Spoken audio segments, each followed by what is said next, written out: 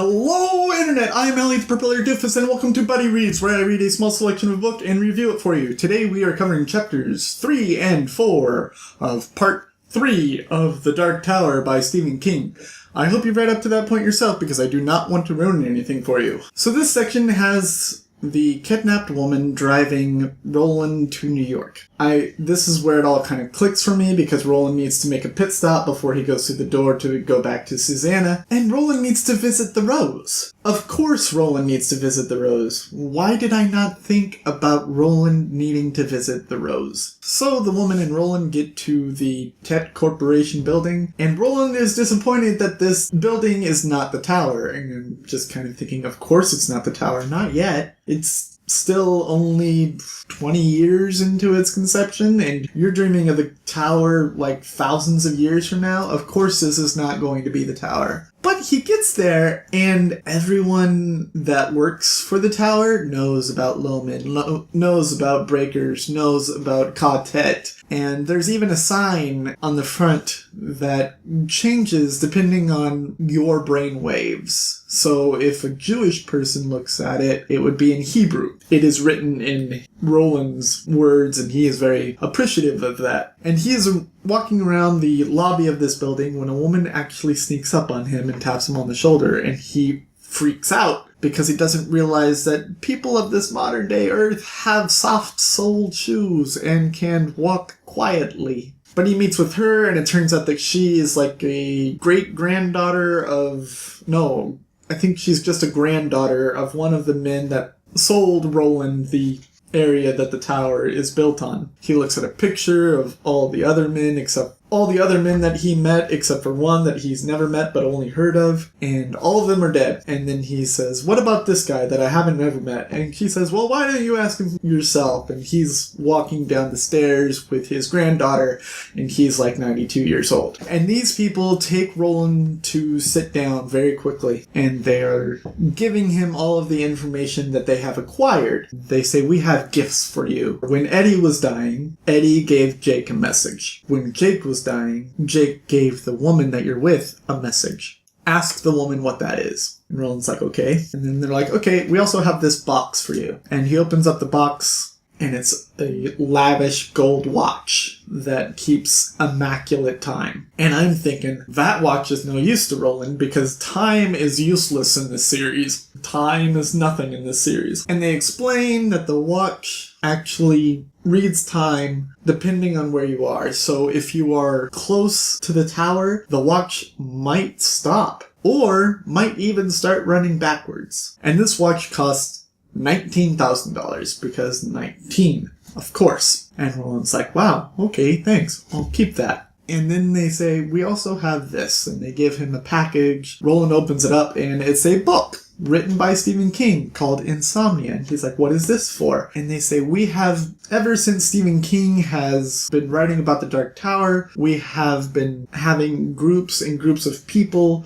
reading every Stephen King book ever. And we believe this is the closest we will ever get to actually coming to the Crimson King. It's got the Crimson King in it, it's got other people in it, we have an actual name for the Crimson King, I believe it was Ed. This is the closest you'll ever get to having a manual on how to destroy the Crimson King. And Roland's like, wow, but I can't read it. And they're like, we know that, but Susanna can read it. Susanna will read it to you on your final path to the Dark Tower. And he's like, oh, okay. And then they're like, okay, we know that you're a busy man, we know that you want to go on your way, and they let him go. He goes down and he finds a woman sitting around this fountain that's actually a turtle, because everything is balanced on a turtle, and she is just feeling all of the good feelings that you get from being around the Rose. She's like, okay, I guess we need to go along our way. And as they are walking out of the lobby, they come across a limo, and the limo is like, we will take you wherever you need to go. And the woman is like, this is fantastic. And so the woman, Roland, and Oi go into the limo, and Roland says, what about your car? And she says, I'm rich, I don't worry about it. The limo is driving Roland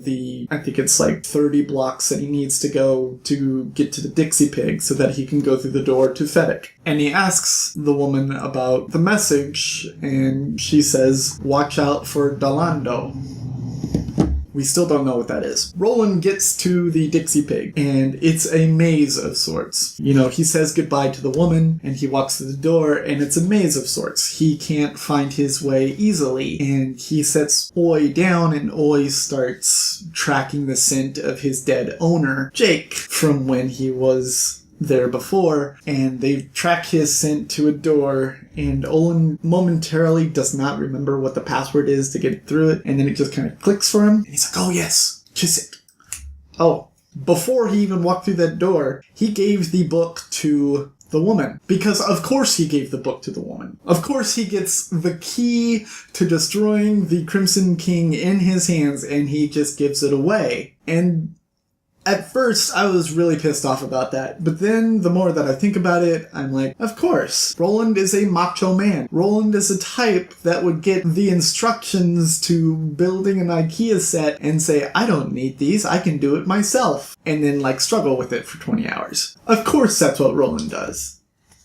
Duh. But anyways, he gets through the maze, he says kiss it, he goes to the door. Then we see things from Susanna's point of view as Roland approaches her from the other side of the train.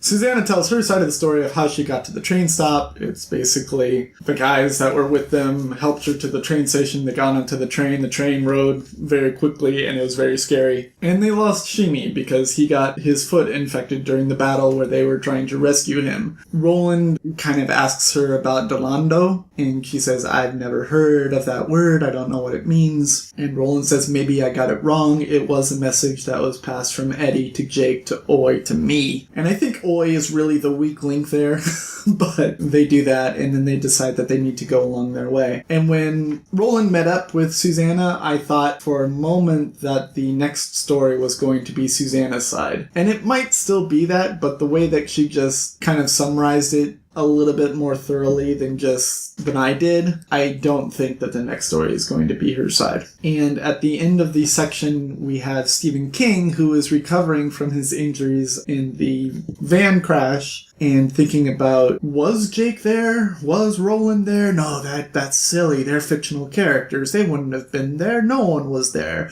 But there's that area of my memory that's missing. And it's just kind of like, okay, I get it, Stephen. You're trying to confuse the reader, figure out if this is real or fake. And then he gets a book that's a collection of poems, including the poem that inspired the entire Dark Tower series. So there is that.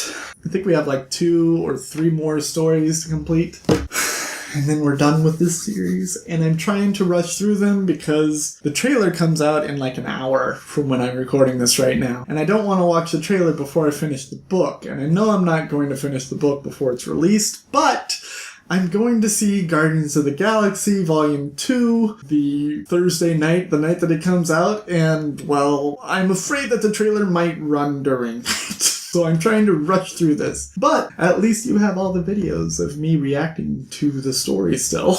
Well, if you like what I'm doing, go ahead and click the subscribe button. If you like this video specifically, go ahead and hit the like button, and go ahead and leave a comment letting me know, stuff. I'm a little tired right now, and I can't come up with something clever.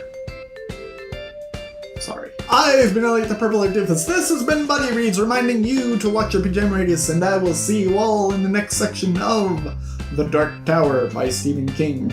Toodles!